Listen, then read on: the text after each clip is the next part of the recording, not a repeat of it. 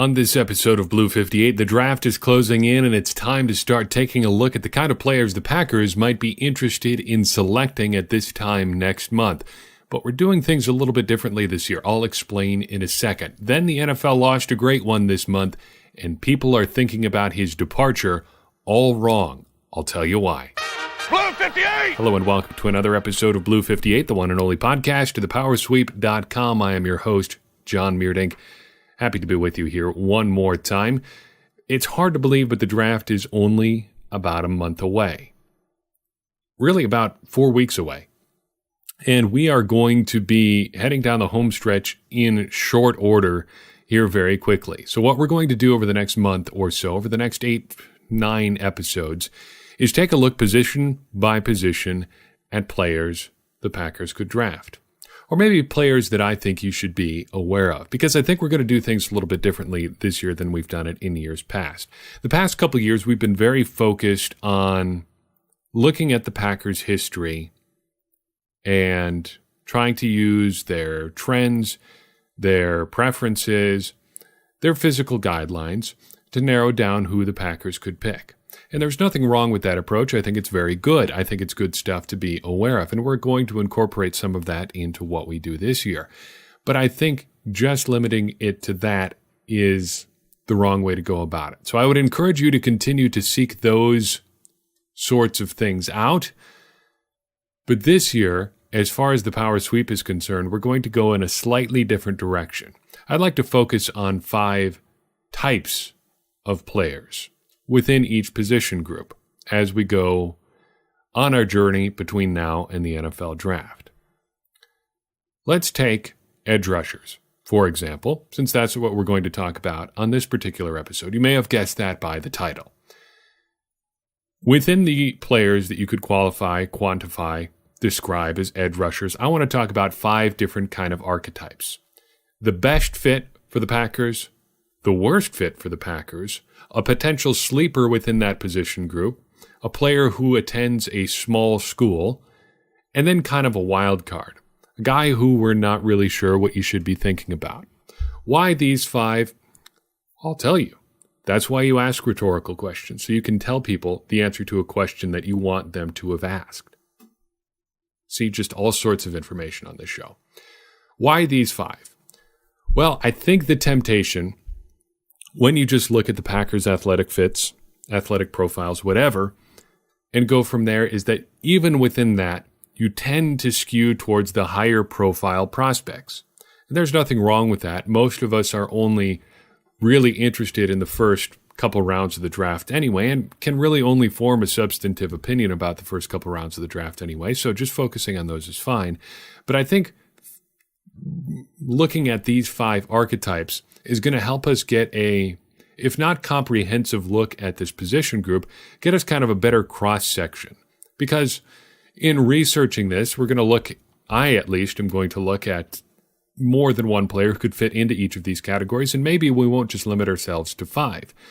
But targeting these particular position groups gives us guys who are at the top end of the draft, maybe at the middle of the draft, and guys who may not get drafted at all, but might be worth keeping an eye on. And I think getting a more well-rounded look at the draft as a whole will help us look at things as we move forward.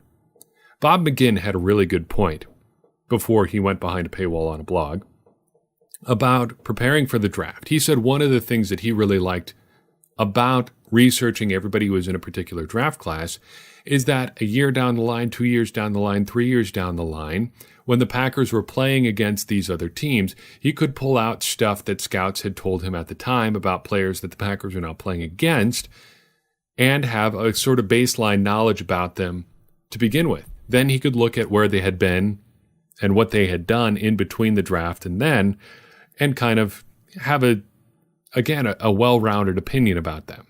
This, I think, is going to be the light version of that. We're going to look at some guys who may not end up with the Packers at all, but will be good to keep an eye on throughout the draft as a whole. Make sense? Good. Let's continue. Edge rushers. Why edge rushers? I think there's a couple reasons that the Packers and us should be open to the idea of drafting an edge rusher first early and then just as a general rule at any point in the draft this year. The Packers, I think, are far from set on the edge. Just because they signed Zadarius Smith and Preston Smith, who are nominally edge rushers, does not mean they fix their issues there. They could still use more, and they need more. And having more is always better than having less. More to the point, look at how the Packers have performed in years when they've actually had relatively good defenses. Dating back to 2009, the Packers have had 5 top 15 scoring defenses since then. Just the raw points. How many points have you allowed? 5 times, 2009, 2010, 2012, 14, and 15. Each of those seasons, the Packers had a top 15 scoring defense in the NFL. And in most of those years, they had more than one player who was producing regular pressure. In 2015, the Packers had 2 players with 6.5 sacks or more. In 2014, they had 2 with 7 or more. In 2012, they had one guy who had 12 sacks, Clay Matthews, and everyone else had 4.5 or less. In 2010, they had 3 players with 6.5 or more, and in 2009, they had 1 player with 10, 3 with between 4 and 4.5, and then everyone else had less than 4. But then in 2018, when the Packers' defense was not as good, you had just Kyler Fackrell with 10.5, and no other edge rusher had more than 6. In fact, other than Blake Martinez and Kenny Clark, nobody else had more than 5. And those numbers are a little bit troubling. First, we know that Kyler Fackrell's 10.5 sacks was a little bit unreliable. 3 of those sacks came against the Bills, including 1 sack where he actually never touched the quarterback. He just got credited with it because Josh Allen kind of tripped over himself, his offensive line, the turf at Lambeau Field, a little bit of everything, and just kind of gave up on the play. Kyler Fackrell ended up getting credit for that sack. He also had 3 against the Seahawks. Not downplaying him for having 3 against a very good team, but at least one of those sacks was a bit of a cheapie. He stayed home on the backside, which is a good, smart play by him, and not Kyler Fackrell. Russell Wilson ran almost exactly directly into him. So he gets credit for that sack. He didn't do a whole lot. It wasn't like he beat a guy one-on-one. He just happened to be there when Russell Wilson thought nobody would be home on the backside, and Wilson kind of gives up in the play, and Fackrell gets a sack. So at least 2 of his 10.5 were sacks that could have happened to anyone. And then you've got 4, again, in just those 2 games. You start whittling down pretty far, and basically you're left with a lot of games when Kyler Fackrell didn't produce a whole lot at all. Then you've got Kenny Clark, who had 6, which is great, but I think sacks from your interior pass rush are more of a bonus than something you want to be building around. And finally, Blake Martinez had 5, most of them on kind of schemed pressure. Again, all the credit to him for making those plays when they were available, but still, that's not something you want to be building your pass rush around. All that to say, the Packers could use more guys, even with Zadarius Smith and Preston Smith, who can regularly get to the quarterback, beating the guy in front of them one-on-one. And to get those guys, you're going to have to draft an edge rusher. So let's talk edge rushers, starting with the guy who I believe is the best fit for the Green Bay Packers. That guy is Montez Sweat from Mississippi State. I like him because he's a super long, super athletic version of Preston Smith. One of the great things about Preston Smith is his length. He's got enormously long arms. But Montez Sweat's arms are even longer. He has an absolutely insane 84-inch wingspan at 6 feet 5 and change. Big, long guy described by Lance Zierlein of NFL.com as leggy. I think that's accurate. Chris Trapasso, the scout, the analyst, compares him to Danielle Hunter of the Minnesota Vikings. He was 6'5", about 252 coming out. Montez Sweat is 6'5", a little bit over. I've seen him listed at 6'6" in some places, and about 260 pounds. At the combine, he was a little bit lighter on the bench press than you'd probably like. He put up 21 reps, but from the pure size, speed, athleticism perspective, he's right where you'd like him to be. Really about as good as you could possibly hope for. Dane Brugler points out for The Athletic that since the start of 2017, his 22 sacks are the second most by any Power 5 FBS player during that span, along with Josh Allen. Just very good. There are some concerns here. He's a little bit light at 260 pounds for his height, and that weight may limit his positional versatility. But I think with a guy who's athletic as he is, who is as athletic as he is, you don't worry about that. You kind of just stick him on the edge and say, go after the quarterback. Use that prodigious athleticism to get around the edge and get to the quarterback as quickly as you can. The best fit is not going to be one where we have to dive super deep, because most of the time we're going to be talking about a guy who's at the top of the draft. And you know about all of these guys. Montez Sweat is that. I've seen him mocked to the draft or to the Packers since back in January. Not super regularly because he's often projected to go a little bit higher than that, but he's in the realm of possibility for 12.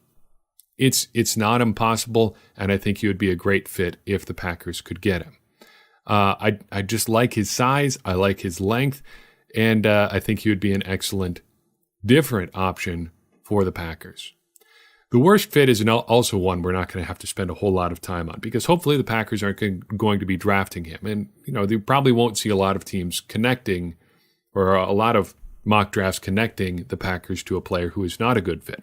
Chances are this is going to be somebody who's projected to go later in the draft, but they may be interesting to talk about nonetheless. As far as the Packers and the worst fit this year, I pick out C.C. Jefferson of Florida. He is not a highly touted prospect in this draft process, but he's worth taking a look at, I think, for one reason. He had a teammate at Florida who is much more famous than he is now. Look at the differences now between Mr. Jefferson and one Jachai Polite. Both played at the highest level of college football, obviously, since they were teammates. Both highly regarded prospects out of high school. Jefferson, in fact, was a quintessential 5-star prospect out of high school. And yet the difference between them is just enormous. Even with all the things that went wrong for Jachai Polite at the Combine, he's still doing pretty well. You wouldn't expect him to go later than the second or third round. On the extreme late end, I'd still think it's not all that outside the realm of possibility that he could be a first pick.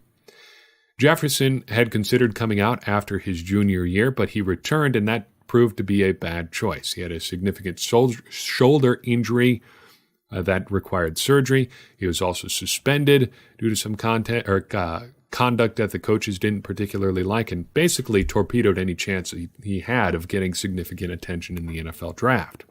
I do not think he's a good fit for the Packers.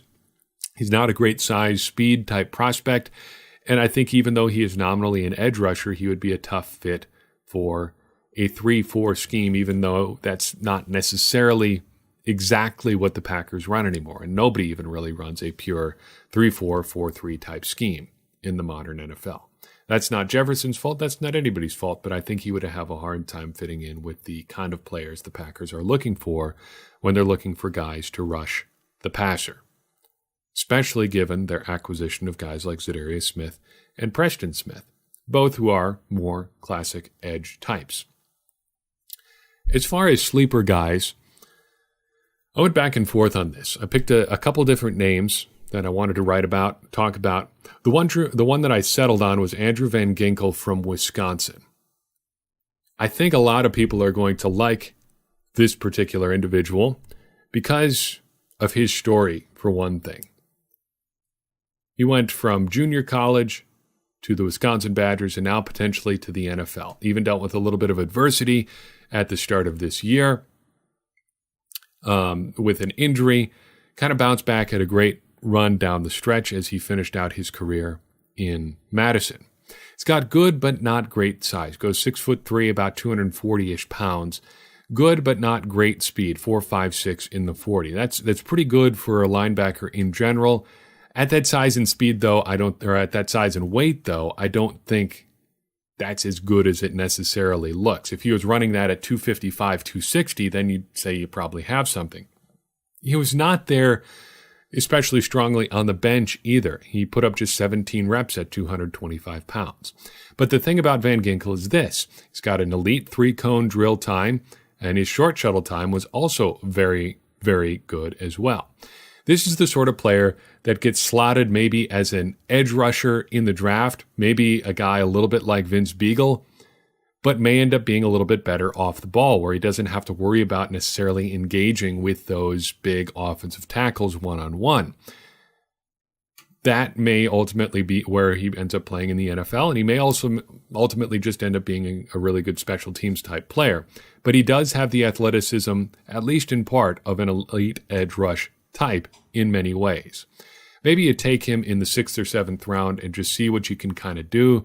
You never really know. But one of the things that's interesting about him is just kind of his narrative. He's one of those guys that falls into the hole, the news hole almost. He falls into a cliche. It's just a cliche in so many ways. Well, just listen here from the Journal Times, an article titled, get out of the way, pop-up. Article titled, Linebacker Van Ginkel Ready to End Career with a Flourish, written by Jason Galloway. Just this paragraph or two here. Coming out of Rock Valley High School, not a single FBS program noticed the potential Jim Leonard, the Wisconsin defensive coordinator, saw in Van Ginkel during the early days of spring ball last year. One reason for that, and perhaps the sole reason, came from Van Ginkel's decision not to attend recruiting camps, particularly in the months leading up to his senior season. Rather than spend his summer traveling, Van Ginkel helped out his family by taking a job in construction. Quote, he'd work construction all day, do a lot of cement pouring, and then he'd go to the weight room for 2 hours until about 8 o'clock at night, end quote. Rock Valley High coach Corey Brandt said. He continues, that was his senior year summer, so he didn't get a lot of recognition. If you don't go to a lot of camps, they don't see you, you're not on their radar, end quote.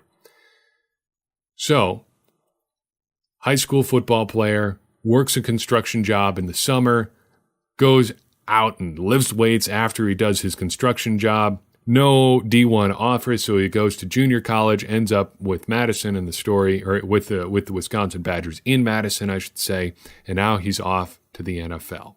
Also worth noting, I always like to look back at what guys did as high school athletes outside of football, because I think you can get a good idea, just one, the kind of person a guy is, and two, what kind of athlete they are if they have success in other sports. I think it's good that guys play more than one sport other than just football, because I think it makes you a more well-rounded athlete. Van Ginkel, according to his bio with the Wisconsin Badgers, was a 5-time state qualifier in track, including bids in long jump and the 4x100 and 4x200 relays as a senior. Not too bad, Mr. Van Ginkel. There is your sleeper. Look for him in the later rounds. Small schools and then wildcards, the two remaining categories we have to talk about. Small schools are interesting. These are guys that may be completely off most fans' radars, but these are where you can find some really interesting storylines and maybe even some really interesting players too. Just because a guy's not playing in big-time college football doesn't mean he can't contribute in a big way. Daryl Johnson from North Carolina A&T may not be the guy who makes it big in the NFL, but it's hard not to like what you read about him. Dane Brugler, again of The Athletic, projects him as a 6th or 7th round pick. This is what he has to say. Quote, although his lack of power move makes it easy for blockers to slow him down, Johnson gets upfield quickly with the cornering skills to dip and skim blockers, flattening to the quarterback, end quote. What's the appeal of Daryl Johnson? Why do I think he's an interesting guy to talk about coming out of a small school? Well, just listen to his physical dimensions. 6 feet 6 inches tall, 253 pounds. And according to the Greensboro News and Record, Mr. Johnson has a 103-inch wingspan, 8 feet 7 inches, at 6 feet 6 inches tall. For comparison, Kevin Durant of the Golden State Warriors, who, depending on the source you believe for his height, is somewhere between 4 and 6 inches taller than Daryl Johnson, had a wingspan of just 89 inches, more than a foot shorter. 103 inches is just mind-blowing. He could almost fly with wings like that. Daryl Johnson was the Mid-Eastern Athletic Conference Player of the Year. He only did the bench press at the Combine, put up 20 reps, good, not great. His pro day was a little bit disappointing. He ran 4.79 in the 40-yard dash, but the Greensboro News and Record has an explanation for that from Mr. Johnson himself. They wrote about him before his senior season. The article reads, but speed remains the centerpiece of his game. He's been clocked at 4.7 seconds in the 40-yard dash, a time that irks him. Johnson says, you know what, I'm faster than that. The 40 is a technique thing, but I feel like if I run after someone who is faster than me in the 40, I can still get him. I can run a faster time. Football speed is different than 40 speed anyway. You're changing directions. You're taking on blocks. Anyone can run straight ahead, but can you break down and redirect? End quote. Interesting that he mentions breaking down and redirecting there at the end, because that's some of the stuff that Mr. Brugler wrote about him in the profile for The Athletic. He has that short area quickness. He's got good bend and can get around the edge very well. That, I think, is promising when you're talking about a guy who's played at a small school. So maybe that's a name worth keeping an eye on. I sure will, because he was, interesting to me. And I love that story. I love that nugget about having that 103-inch wingspan. That is just absolutely enormous. To jump back up for a second, all the way to the top, just to compare apples to apples, Montez Sweat, who I described as having absolutely enormous arms, has a wingspan of just like 84 inches. So even though they're almost the exact same height, Johnson's wingspan is just night and day different. That's pretty cool to me. Let's finish this off by talking about the wild card I think that there is at the edge rusher group this year. That has to be Ja'Kai Polite. He's a little bit on the small side, but not too small. 6'2", 258 pounds. That weight in particular is interesting because according to the Orlando Sentinel, Ja'Kai Polite gave up sweets before his last year at Florida and lost 25 pounds. My goodness, Ja'Kai, how much candy were you eating? Here's what they wrote. Every day used to be like Halloween for University of Florida defensive lineman Ja'Kai Polite. But if Polite planned to shine on Saturdays and eventually play on Sundays, he had to choose between candy or sacks. Swedish fish were Polite's guilty pleasure, and I feel you there, Ja'Kai. But after last season, he decided to give up his sugary snacks to become an edge rusher no offense wanted to face. Quote, I'm kind of too old for candy, said Polite, age 20. So I had to slow down on that and focus on my future. End quote. He is focused on his future, by the way. He is famous for his Twitter handle, @RetireMoms. Interesting note on that, his mom does not actually plan to retire if and when he gets drafted into the NFL. She might give up part of her job. She works as a housekeeper at a hotel, but she also does people's hair in her hometown and does not plan to give that up. So mom will not be retired no matter what happens with her son. Ja'Kai Polite once seemed kind of like a lock for the Packers at 12 overall. Everybody seemed to have them connected. He was productive in college. He seemed like he had a real good motor on him, but he had a really, really tough combine. Now, even seeing him go in the third round wouldn't be a huge surprise. And it seems like the interviews, on top of some poor testing, were the real problem. And we continue to get reports about how things went at those interviews that seem pretty concerning. For instance, Matt Miller, writing for Bleacher Report, says another SEC player tumbling down boards is Florida edge rusher Ja'Kai Polite, who struggled at interviews at the Combine. Said one area scout who covers the Southeast, quote, Polite might not even go in the second round. It's bad, man, end quote. But he does have some elite skills. And to circle back to Dane Brugler for The Athletic, his read on Polite is that he is very explosive. And he says that makes him attractive to NFL teams. Quote, in the NFL, explosive players are at a premium because of the importance of the first and last steps, making Polite an attractive prospect with his instant speed and closing burst to finish at the quarterback. However, his maturity has been red flagged by multiple NFL teams and will affect his final draft grade. Overall, Polite needs to improve as a run defender and prove he can be an any down player, but he is a quarterback assassin with his combination of first step quickness, motor, and finishing skills, projecting best as a stand-up rusher in a 3-4 scheme, end quote. So what do you do with a guy like Ja'Kai Polite? I think you've got to trust the film first and foremost. If the guy on film looks good, I think you ignore those bad testing numbers because testing numbers can be twisted any number of ways. If you like a guy and he tests well, you say, well, that just confirms what I saw on tape. If you don't like a guy and then he tests well, you aren't really sure, but then you got to go back to the tape. Either way, no matter what he does, you're going to end up circling back to that tape. So I think if the Packers trust the film, maybe you consider him at some point in the draft. But where? Well, to me, this seems like an ideal fit for the Packers' 30th pick, the pick at number 30 overall.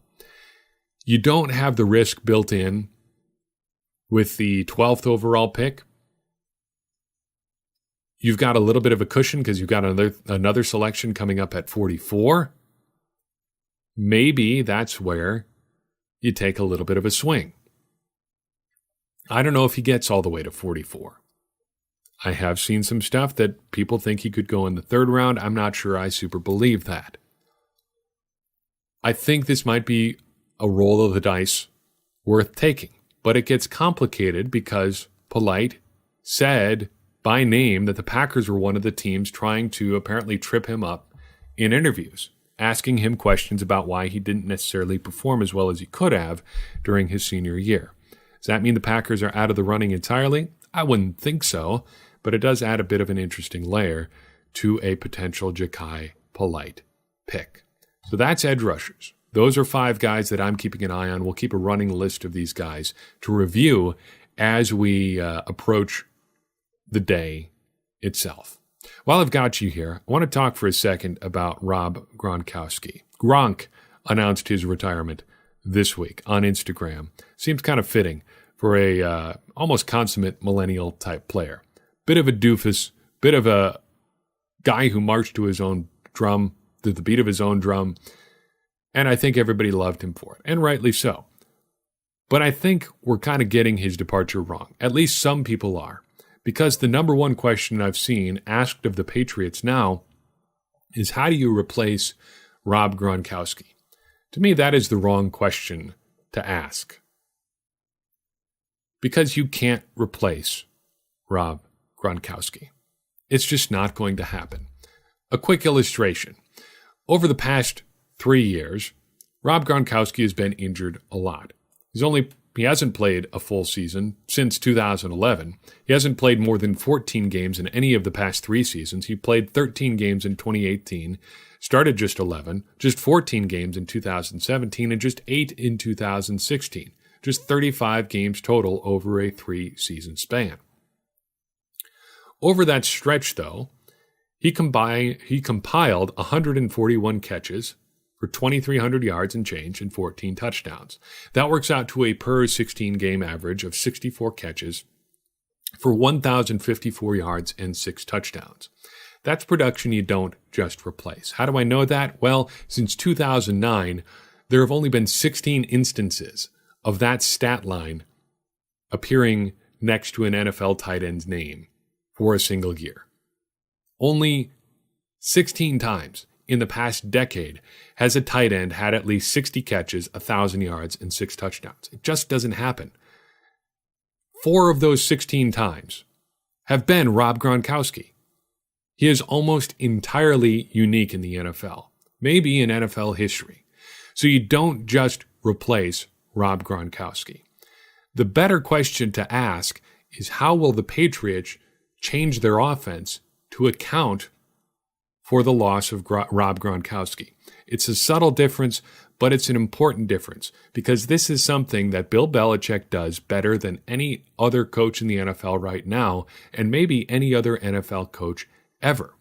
The Patriots have evolved considerably since he took over in New England. Just look no further than how they've played in Super Bowls since he took over. Dating back to their first Super Bowl win over the St. Louis Rams, they were an entirely different team. That team was almost entirely built around defense. I know Tom Brady has the reputation of, that clutch game-winning player, and to be fair, he did make some good plays in that first Super Bowl win.